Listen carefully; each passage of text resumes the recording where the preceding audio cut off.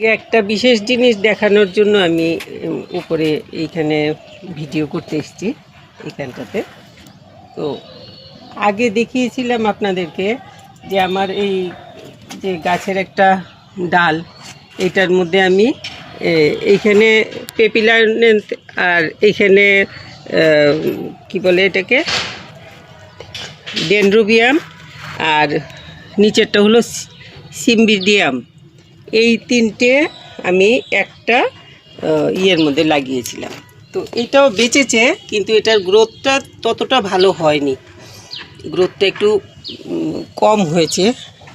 আর এইটা ডেনড্রোবিয়ামটা এই যে আমি অপেক্ষায় ছিলাম, এটা স্টিক বেরোচ্ছে যখন, তখন অপেক্ষায় ছিলাম যে স্টিকটা বেরোক, ফুলটা ফুটুক, তারপরে আপনাদেরকে দেখাবো। তো এই যে ডেনড্রোবিয়ামের ফুল ফুটেছে, আর পেপিলানেন্থ যে এটার এই যে সব এই যে গ্রোথ অনেক গ্রোথ হয়েছে, এই যে দেখতে পাচ্ছেন, এই যে শেকড়গুলো সব খুবই স্বাস্থ্য ভালো, শেকড়ের সব গ্রোথ হওয়ার শেকড় এইগুলো। এই যে সমস্ত, ভুল করে বললাম শেকড়, মানে ডালপালাগুলো, পাতাগুলো, যে এইগুলোর তো আর পাতা হয় না, এগুলোই মেইন। এটা গাছের কাণ্ডও বলা যেতে পারে, পাতাও বলা যেতে পারে, এইগুলো হয়। আর এই হলো শেকড়গুলো, এই যে হাওয়াতে ঝুলে থাকে, ঝুলে ঝুলে এই যে শেকড়, অনেক শেকড় বেরিয়েছে। আমি তো এত শেকড় শুদ্ধ এনে লাগাইনি, অনেক শেকড় বেরিয়েছে। তো এরকম সুন্দর হয়েছে গাছ। এইখানে রেখেছি, ওই যে সিমেন্ট দিয়ে তলাটা ইয়ে করে দিয়েছিলাম, এটাও দেখিয়েছিলাম। এখন আমি বলছি যে আমি এটাকে কি করি। এটা লম্বা হয়ে গেছিলো, তো এটাকে মুড়ে এই যে এইরকম করে বেঁধে দিয়েছি, তাতে কিন্তু খারাপ হয়নি। এই যে গ্রোথ হচ্ছে, এগুলো এই যে এগুলো গ্রোথ হচ্ছে, সমস্ত নতুন করে দেখাই যাচ্ছে, বেরোচ্ছে। আর এই জায়গাতে মনে হচ্ছে আরেকটা বেরোবে এইখানটা দিয়ে। তো এইটা দেখানোর জন্য আমি অপেক্ষায় ছিলাম। এইগুলোতে কিন্তু আমি বাড়তি কিছু দিচ্ছি না। ওই যে এইটাতে ছোট এক টুকরো নারকেলের ছোবড়ার টুকরো দিয়ে বেঁধে দিয়েছিলাম, এইটাতেও এই যে এক টুকরো নারকেলের ছোবড়া দিয়ে বেঁধে দিয়েছি, নিচেরটাকেও বেঁধে দিয়েছি। নিচেরটার মধ্যে দুটো তিনটে কয়লা আর ইটের টুকরো ছিল, তখন ওইগুলো দিয়েছি। আর এগুলোতে আর তাও দেওয়া হয়নি। যাই হোক, গাছ আমার বেঁচে গেছে। একটাতে তো ফুল ফুটেছে, আর অন্যগুলোতে যখন ফুটবে তখন আমি দেখাবো। তো এইগুলোতে আমি রোজ কিন্তু জল দিই, কেন এটা তো শুকনো গাছের একটা মরা ডাল। তো এইটার থেকে এরা তো আর কিছু যদি বা জল জাতীয় কিছু টেনে নেওয়ার মতো এদের শেকড়ের দ্বারা সম্ভব হয়, তা তো পাবে না, কারণ একদমই শুকনো খটখটে মরা ডাল। তো এই জন্য রোজ দিন এগুলোতে জল দিই। নিচেরটাতে মনে হয় জল ভালো পড়েনি, এই জন্য এটার গ্রোথটা একটু কম হয়েছে। সিমেন্টের এটা লাগানোর পরে খুব ভালো গ্রোথ হয়েছিল। এখন মনে হয়েছে ওই যে সিমেন্টটা দিয়ে ফিনিশিং করে বা বেশি করে সিমেন্ট দেওয়া হয়েছিল, তখন গাছটা একটুখানি শক্তি কমে গেছিলো, আধমরা হয়ে গেছিলো একদম, এই জন্য এটার গ্রোথটা এতটা হয়নি এখন। আচ্ছা, এখন আমি কি খাবার দেই এদেরকে কিন্তু আমি একটু খাবার দেই, একদম যে কিছু দেই না তা না। ওই যে নিচের গাছে যখন আমি একটুখানি রসুনের জল দিই, তখন একটু রসুনের জল রেখে দিই, এনে এখানে দিয়ে দিই। আবার যখন একটুখানি কি বলে ওই গাজরের খোসা, আলুর খোসা, এগুলোর পেস্ট করে একটুখানি জল বানাই, অন্য গাছে দিয়ে টিয়ে একটু নিয়ে আসি। কখনো সবসময় নিচের গাছে দিই ঠিকই, ওপরে আর এনে একটা ইয়ের জন্য এতটা মনে থাকে না সবসময়, অনেক সময় দিয়ে শেষ হয়ে যায়, ভুলে যাই, দেওয়া হয় না, তাও মধ্যে দিই। আর এখন আমি একটা জিনিস দেব, যেটা নাকি আমার রোজ দিনই হয়, তো আমি একটু চেষ্টা করলেই গাছকে একটুখানি দিতে পারি। তো সেই জন্য আমি দিচ্ছি।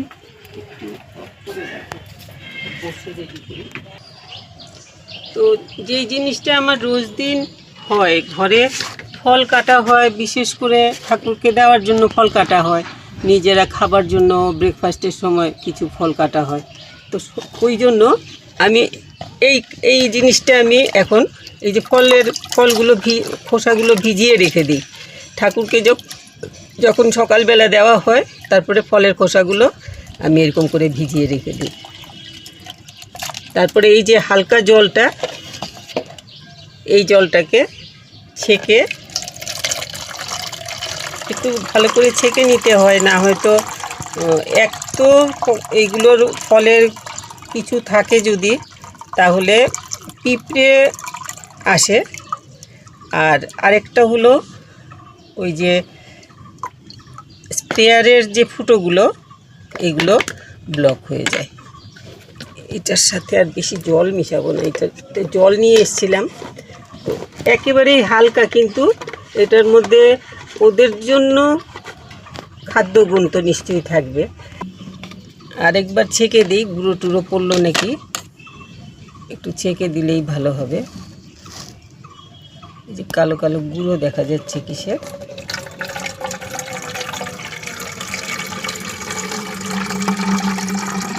জলটা মনে হচ্ছে যে খোসা ভেজানো জল। এটাতে এই যে এগুলো আপেলের খোসা আর নাশপাতির খোসা, এই যে আপেলের খোসা, এই যে নাশপাতির খোসা হয়ে গেল। এই যে আপেল আর নাশপাতির খোসা, এগুলো ভিজিয়ে রেখে দিয়েছিলাম ঠাকুরকে দিয়ে। তো এই যে কালার জল, কিন্তু তো এটা নিশ্চয়ই গাছের অনেকখানি উপকার হবে অর্কিডের জন্য আমার মনে হচ্ছে, এই জন্য আমি এই জলটাও দিয়ে দিই। আর নিচে যেই গাছগুলো আছে ওইগুলোতে আমি রোজ দিন যে চাল ধোয়া জলটা হয় ওইটাকে খুব পাতলা করে ওপর থেকে হালকা জলটা দিই। এই গাছে দিই না, এই গাছে আবার এতবার করে আসা যাওয়ার জন্য হয় না ওপরে। আর নিচতলাতে যেই গাছগুলো আছে ওইগুলোতে আমি দিয়ে দিই। এখন এইটা আমি দিয়ে দেব গাছে স্প্রে করে। এই জিনিসটা কিন্তু আমি আরও অন্য গাছগুলোতেও দিই।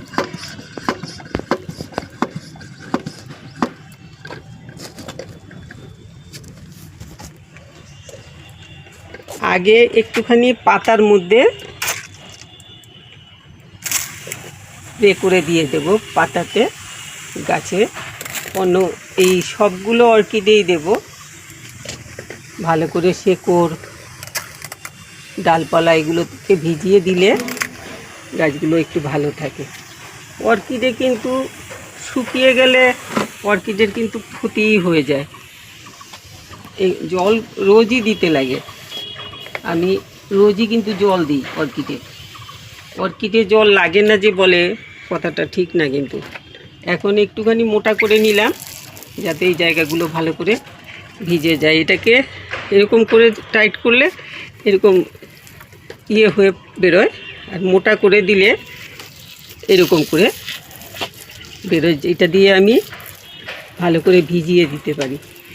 তো আমি চেয়েছিলাম একসাথে যদি সবগুলোতে ফুটে, ডেনড্রোবিয়াম তো ফুটে চলতে থাকে অনেক দিন পর্যন্ত, আর এইগুলো শীতে ফোটে, একটু সময় লাগবে। ওইগুলো তো আরও আগে ফুটে শেষ হয়ে গেছে ফুল ফোটার সময়টা। তো আমি এইগুলোকে ভালো করে ভিজিয়ে দিচ্ছি। মধ্যে মধ্যে একটু রসুনের জল করি যখন, তখন এনে এরকম পাতা টাতাগুলোকে পরিষ্কার করে দিই। একটুখানি ধুয়ে দিলে তো ওপরে তো অনেক গাছ নাড়াচাড়ি হয়, তো এগুলোতে ধুলোবালি জমে যায়, এই জন্য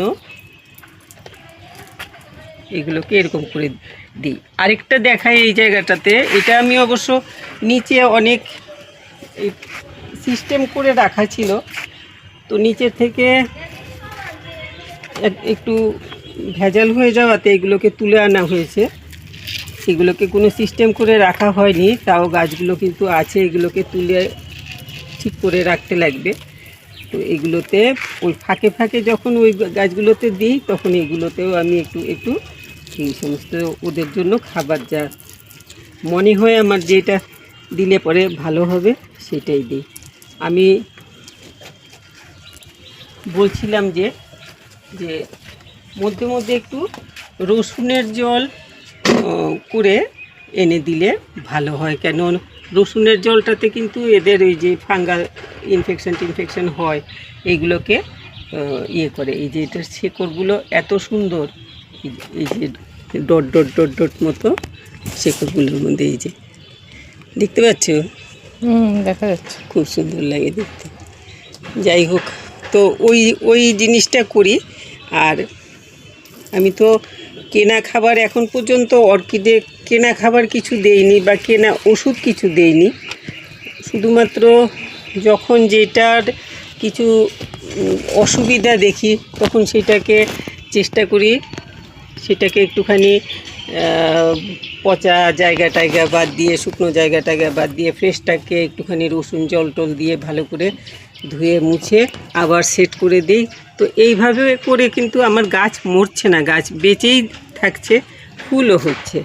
আর এই যে ওপরে এটা লাগানোতে আমার এইটা সুবিধা হয়েছে, গাছটা ফুলের স্টিকটা অনেকটা ঝুলে গেছে। আমি এটার শেকড়টা দিয়ে এইটাকে টানা দিয়ে এই যে হুকের মতো এটাকে আটকে দিয়েছি যাতে আর ঝুলে না যায়। তো এই রকমভাবে আপনারা করতে পারেন।